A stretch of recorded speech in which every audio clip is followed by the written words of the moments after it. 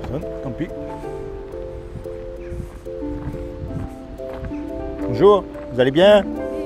Tenez, ça c'est pour vous. Et ça c'est pour vous, un chacun. Voilà. Ça va, vous profitez bien là au soleil? Profitez, hein, parce qu'un jour ou l'autre on va mourir. Hein. Et après, qu'est-ce qui va se passer à votre avis? Moi je fais des reportages comme ça pour prévenir un peu les gens.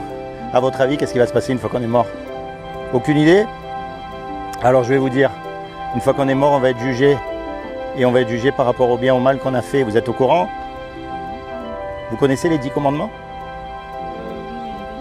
Ah, eh ben alors on va voir comment vous allez faire quand vous serez morte.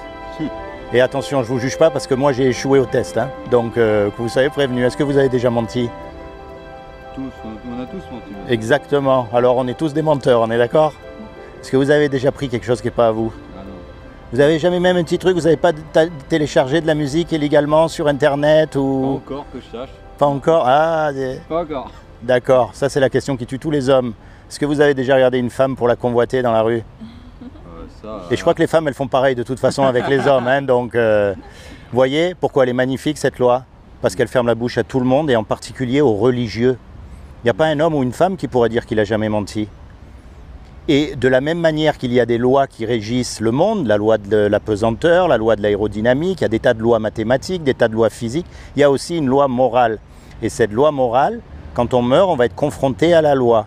Et comme on l'a tous cassé, on va tous être déclarés coupables. Et le problème, c'est comme on est coupable, la sentence, c'est l'enfer pour l'éternité. Et ça, on préfère ne pas y croire, ça nous arrange. Vous voyez, le péché qu'il y a en nous, il nous éloigne de Dieu, il nous sépare de Dieu. Vous avez remarqué une chose, les enfants, les petits-enfants, on n'est pas obligé de leur apprendre à faire le mal. Ils savent mentir de nature, ils savent prendre les jouets des autres de nature, ils savent se rebeller contre les parents. Vous avez remarqué, c'est vrai, parce que c'est en nous le péché.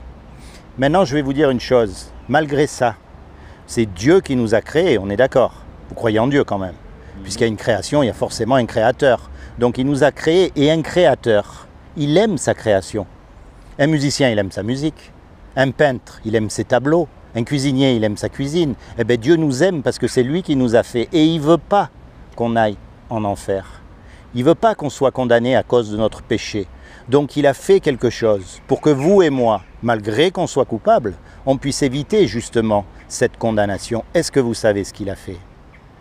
Parce que ça c'est pareil, vous savez, il y a les gens, ils jouent au loto, il y a une chance sur 10 millions de gagner, d'accord? Imaginez qu'il y ait une chance sur 10 millions, que ce que je vous dis ce soit la vérité. Ça vaut au moins la peine de le savoir. Après vous faites ce que vous voulez, hein? Je vais vous dire, il y a 2000 ans, Dieu lui-même, il est descendu sur terre et il s'est revêtu d'un corps qui est Jésus. Et il a dit, quiconque croit que Jésus est le Fils de Dieu et qu'il est ressuscité des morts, il aura la vie éternelle à mes côtés. Mais ça ne suffit pas ça, parce que les démons aussi y croient. Et ils savent même.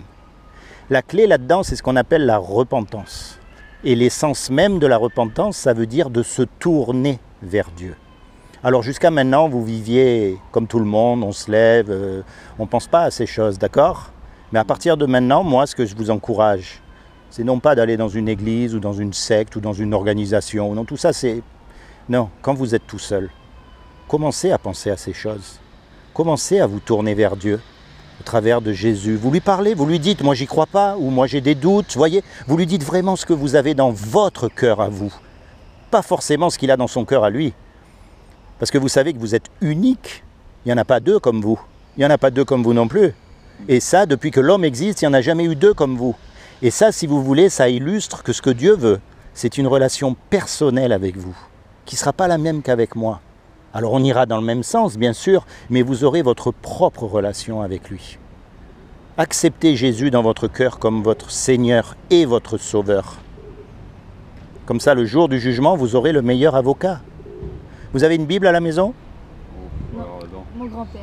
Parce que pour connaître Dieu, il faut lire la Bible. Pour être sûr de ne pas tomber dans des travers. Comment est-ce qu'on sait si je ne suis pas une secte ou si je ne suis pas une religion débile? C'est justement, on se base sur la Bible et si ça ne va pas avec la Bible, eh ben, ok, au revoir monsieur. Mais la Bible va vous apprendre à connaître Dieu, vous, personnellement. Et ce livre-là, vous allez le garder toute votre vie à côté de vous et vous le lisez quand vous voulez. Vous voyez, ce n'est pas un livre comme les autres. Alors je vais vous offrir une Bible, d'accord? Comme ça, vous aurez une Bible. Et de vous-même, vous verrez si tout ce que je vous ai dit, c'est vrai ou pas. D'accord? Mais le truc, c'est vraiment cette relation personnelle dont je vous parle. Quand vous êtes tout seul, parlez à Jésus. Dites-lui, j'ai rencontré un énergumène là dans le parc. Est-ce que c'est vrai? Est-ce que c'est pas vrai? Tenez, ça c'est pour vous. Et ça c'est pour vous. Alors, ce livre, c'est une bibliothèque. En fait, à l'intérieur, il y a 66 livres. Il y a des livres historiques. D'ailleurs, en Israël, c'est ce que les enfants apprennent à l'école. Il y a des livres poétiques, qui sont les psaumes. Il y a les livres, les évangiles, c'est l'histoire de Jésus. Alors, moi, je vous encourage à commencer là où il y a le marque-page. C'est dans le livre de Jean.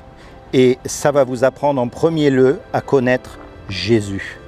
Parce que c'est lui qu'il faut connaître. C'est pas forcément le Jésus qu'on croit connaître. C'est pas celui qu'on voit forcément sur les croix comme ça, pendues dans les églises. D'accord ? C'est tout ce que je vous encourage. Vous êtes jeune, vous avez toute la vie devant vous. Foncez. Comment c'est votre prénom? Jade. Et vous? Igor? Hugo, pardon, excusez-moi. Hugo et Jade. Seigneur Jésus, je te demande vraiment que tu te révèles dans le cœur de Hugo et de Jade en tant que leur sauveur et leur Seigneur, afin qu'ils soient sauvés, eux et toute leur famille. Soyez bénis tous les deux. Et merci de m'avoir écouté. Au revoir.